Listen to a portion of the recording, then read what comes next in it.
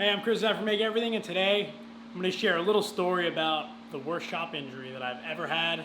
It's been 1 year since this incident, and I'm going to talk a little bit about what happened, how the recovery has gone, and what I learned from it. Check it out. Just fair warning, I'm going to be sharing some images of this injury during this video.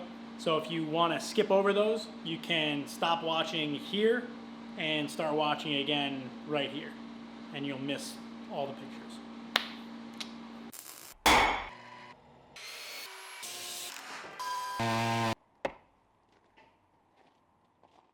All right, so it's August 2020 now.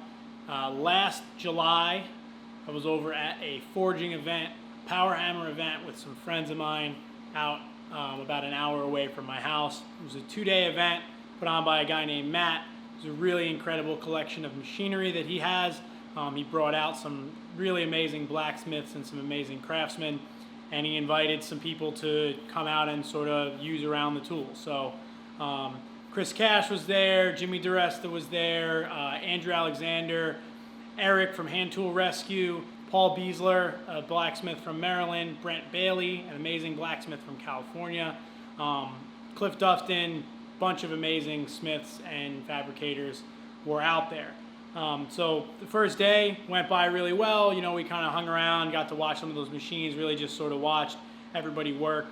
And the second day, I got there a little bit late. Now the shop was like an open kind of barn style building, big garage doors, a lot of natural light. And you've got the forges running, got a couple power hammers running. And when I walked in, there was some work going on one of the larger power hammers. My friend Cliff Dufton was forging out a tapered wedge out of probably 2 by 2 inch bar stock. Now he had forged out this taper and he was trying to hammer it in to keep the die blocks in on this large power hammer. So he was hammering from one side and my friend Chris Cash was on the other side, and eventually the pin got stuck and they needed to get the pin out. So they had another pin in trying to push this tapered wedge out. So they're pushing the pin and I walk into the shop and I see them kind of hammering and going and sweating, and I walk over and I go, "Hey guys, what's going on? How can I help?" And Chris goes, "Pull that pin out of there. We can't get it out." So my first instinct, I grabbed a pair of tongs and I started pulling on this pin.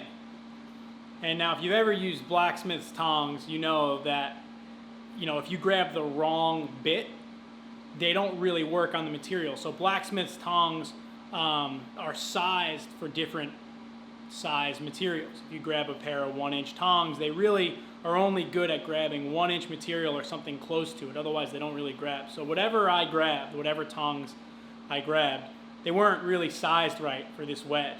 So I'm trying to pull it and I'm not getting it out. So my next instinct, I put down the tongs and I grab the metal. As soon as I grabbed the piece of metal, it wasn't red hot. It was probably like a dull purple. And from what I understand, just a few seconds before I grabbed it, it was cherry red. It was cooling down. So it was probably about 1,000 degrees when I put my hand on it. I grabbed it with my left hand and I just got a full handful. I grabbed it and immediately saw the smoke come off of it. And I must have turned white just from seeing the smoke come off my skin. And right away I could smell it. And I took my hand off the metal, I put it against my chest and I was just holding it. And I kind of ran across this shop. And now, granted, there's like 10 to 15 people working in this shop.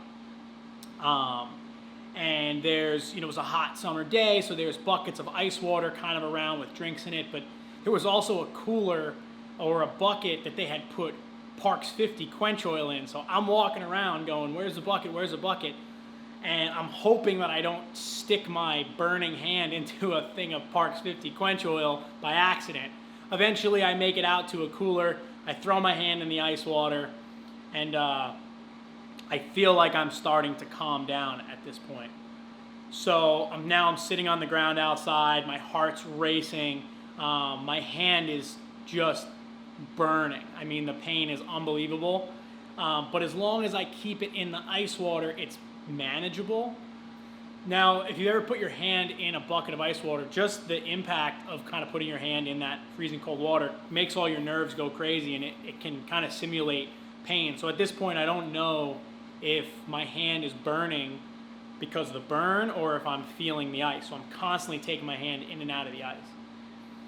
And you can see from the photos, it's getting completely like waterlogged at this point. Now, I'm at a shop about 15 minutes away from an urgent care like med station, and everyone there is being incredibly helpful. And the guy whose shop it was, he keeps coming over, checking, make sure I'm okay. Like at no point did anybody abandon me. Everybody was completely checking in, making sure that I was all right. And I was trying to play it off, right? You've got all these people here. Some of them traveled a really long way for this amazing event, and the last thing I want to do is take everybody away from this great time to worry about my hand. So I'm sitting like outside, just next to the bucket. So Andrew comes over, he looks at it, he runs me right over to his rental car and grabs me a thing of silver sulfidine, which is a burn cream. And at this point, my hand is so wet. I put the cream on it, and it can't even really get into my skin. My skin was so saturated from the water, I feel like I couldn't get anything into it. So put a little bit of that on. I'm sitting down in the ice water, and finally I realized like I got to go to a doctor. So I find an urgent care down the road, about 15 minutes away. I call them, tell them I'm coming, make sure that I'm not gonna have to wait in the waiting room, and they tell me to run over there. So my friend Paul Pinto's there. He offers to drive me. I don't want to ruin his good time. I leave him there. And this was a mistake. I should have had someone drive me there, because in my carelessness, thinking that I would save everybody the energy of having to deal with this injury, I left alone. So I got about halfway there, and I had my hand in like a cup of ice water, and the pain just got to be like almost unbearable. I had to pull over. I thought I was going to pass out driving to the urgent care. So I stuck my hand out the window, and I just drove as fast as I could to the urgent care, and the cool air was kind of dulling it, making it bearable. I walk into the urgent care, I'm sweating bullets, and I immediately just go like, do you guys have ice? And this urgent care didn't have an ice machine, which was brutal. They only had these like break apart blister ice packs. So she hands me like a bundle of ice packs, and I'm breaking them, putting them on my hand. They're lasting like 2 to 3 minutes, and then I'm throwing them in the garbage and I'm breaking another one. So I'm waiting for them to see me. So finally I walk in, see the doctor, and the doctor is super, super sweet, very compassionate. The woman had actually had a really bad burn from cooking, so she sympathized directly with what was going on in my hand. And essentially what she told me was just to try to make it bearable for myself until tonight. She said it was going to take about 10 hours for the nerves to die off and the pain to stop. And then after that, I had to be really, really careful, because this burn was so bad, and the infection that I could get from it could be, like life-changing. We couldn't tell how bad the skin was damaged. I couldn't tell if I had any nerve damage at this point, but I just knew that I had really hurt myself and that I needed to take care of it. So she sent me out of there. I walked next door to a gas station where I bought a styrofoam cooler and a bag of ice, and I continued on with my day. I put the cooler on my lap, and I had my hand in the cooler. Went back over to the event, met up with everybody, and hung out, with them for the rest of the day, just kind of leaving my hand in the ice. No motorcycle ride tomorrow. What do you think? Disgusting. It's so bad. Oh my God. God. It's blowing up. I didn't. Oh. Oh. Oh God.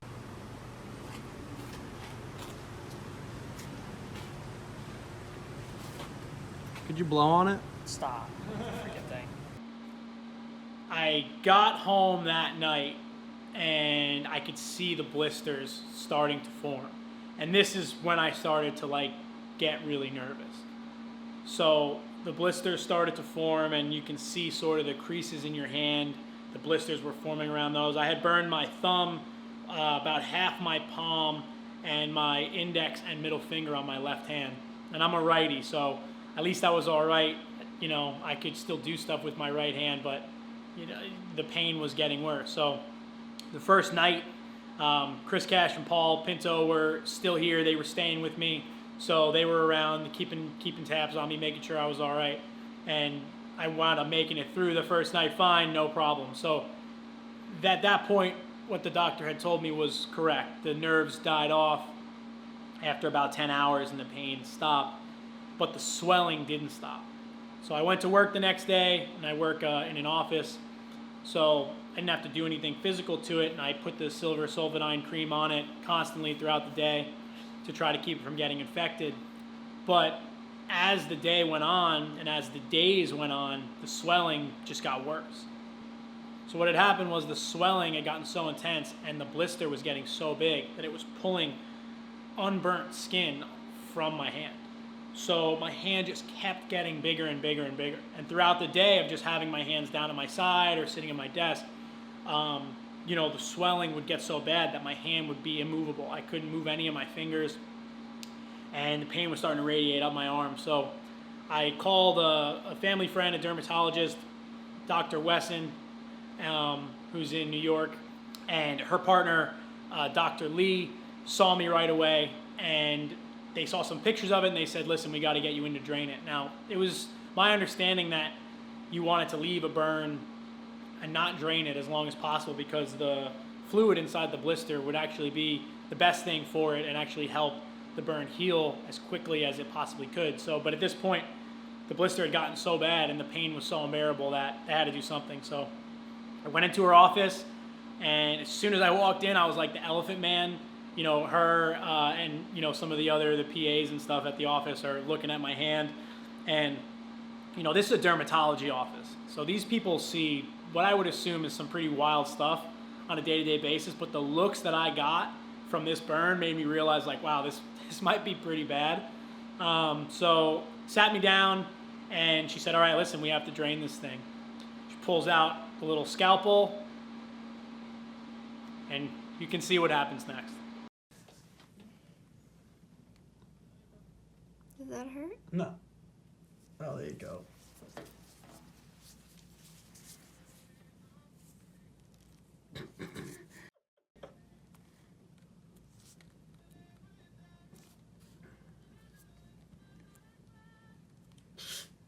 That hurt? That hurts. Oh man.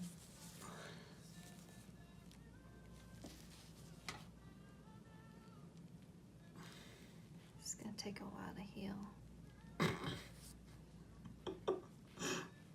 Yeah, I figured.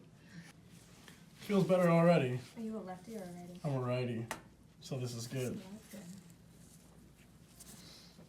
That's what you So- want to keep the skin there, Mhm. okay? Yep. I mean, that's enough. All It's gonna right. keep draining. So I don't know exactly how much fluid came out of my hand, and everyone, when they see this video, think that the actual draining of it was painful. It wasn't at all. It felt like just all this pressure being relieved from my hand. It was actually the best thing for me in that moment. The part that did hurt, though, was when she started pressing down on that blister and started touching the raw skin underneath it where the burn was. That was pretty painful, but having that thing drained saved me. She drained it, and she said, listen, leave the skin on there as long as you can, wrap it, clean it. She recommended I use a surgical cleanser called Hibiclens or Hibiclens, I'm not sure how you say it, and wash it as much as I can. She gave me a prescription strength antibiotic ointment to clean it, wrap it, keep it dry, and keep an eye on it. So went home, wrapped it up, and you can see sort of the progression of it healing over the next couple of days. So this was a huge eye-opener for me. I've been working in shops and around tools my whole life since I was a kid. I started working as a mechanic when I was 15, and I've been working ever since in different trades. And I've had accidents in the shop. You know, you get kicked back on the table saw, you get nicked by the bandsaw or something like that, pinch your finger, you know, break a fingernail, pull some skin off, something like that. all of those injuries, now looking back on this burn, they seem like paper cuts. Because, realizing what the burn could have done to my ability to work with my hands for the rest of my life was really, it was grounding. I've been doing this a long time. I want to keep making things forever. I don't want to stop. I'm 31, and I want to do this for, 30 more years, 40 more years until until they make me stop. So the thought of potentially having nerve damage or tissue damage in my hand, these are how I make my money. These are what I do. And there are amazing stories of guys that have had, really debilitating hand injuries that persevere through it. There's a guy on Instagram who has no fingers on one of his hands, and he still does amazing woodworking. And I'm going to put a link to him down there because stories like that are really encouraging. But the point I'm trying to make is that, I'm not necessarily very careful in the shop. It's like when you learn how to drive a car, right? The first month of driving, your head's on a swivel. You're looking, you're nervous, right? There are noises in cars, and you're constantly thinking about what could go wrong. A couple of years later, you'll drive while you're texting and eating and, talking to somebody at the same time, and you don't think anything of it. Driving doesn't get any less dangerous. You just become desensitized to the danger. And that's sort of what happened here. I was in somebody else's shop, an environment that I'm not used to because I'm not a blacksmith and I don't blacksmith regularly. And I wasn't fully aware of my surroundings. I, was trying to help out. I wasn't communicating with the other guys that were working. It's another thing. I usually work alone, so to be in an environment with other people working is different for me. And it taught me that, like this place, I know every surface. I know everything that's going on at all times. But as soon as you leave your shop and you're somewhere else, it's really important to be aware of what's happening. So overall, a year later, you wouldn't even know that this happened to my hand. I have no scars, I have no nerve damage, and I feel incredibly lucky that I even just have all the feeling in my hand. I've gotten it checked out, and like I said, you would never even know that I had this really gnarly burn. And talking to other guys, my friend Mike, who's a fireman, has talked about, other firemen that he knows that get burns on their hands, and the nerve damage is so severe that they can't even work anymore. So I feel incredibly lucky, and I feel like this was a lesson that I have to really take seriously, and that I also feel like is important to share with other people. And then, within my friends, we have jokes now about like everyone's got a little label that they put on hot stuff in their shop, and every time I go now to a blacksmith event, I have my hands in my pockets, and everybody gives me a hard time about making sure I don't touch anything that's too hot. Don't want to get burned again. So, I can laugh about it now, and I don't expect it to ever be lived down with my group of friends who are always going to give me a little bit of grief about grabbing that 1,000-degree piece of steel. But I want to just share that little bit of awareness. I consider myself a professional in the shop, and I feel like I'm very aware of what could happen in an environment like this. Moving equipment, heavy equipment, dangerous tools are all around me all the time. And I'm an educator here, and I teach people how to work safely. This was me not working safely. So that's about it. I figured it was worth sharing this experience and letting everybody know that you really do have to be careful, and you always have to be aware of your surroundings. I feel so lucky and fortunate to be able to walk away from it totally okay and be able to share this story. And yeah, that's about it. So anyway, I hope this little story was interesting, and I hope it gives you a little bit of insight into how dangerous it can be to work in a shop, and just kind of makes you take a step back and think about how you can work a little bit safer in your shop or in someone else's shop if you're there. I want to say thank you to everybody that was at the event that day. Matt, Chris, Jimmy, Eric, Andrew, Paul, Cliff, John, Paul. I couldn't have gotten through that day without everybody's support. And also a huge thanks to Dr. Karen Wesson and Dr. Lee. I'm going to throw a link to their practice in the description below. They were incredibly helpful, and they continue to support me, and I really don't know where I would be without their guidance and their help on my hand. If you have any questions, leave them down below in the comments. If you want to follow along with what I'm doing in the shop on a day-to-day basis, Follow me here on Instagram at Make Everything Shop. Got a bunch of projects going on right now and a bunch of really cool stuff coming up soon. And I hope that you're there to watch those videos. So thanks for watching. Again, I am Chris Epp from Make Everything, and I will see you on the next one.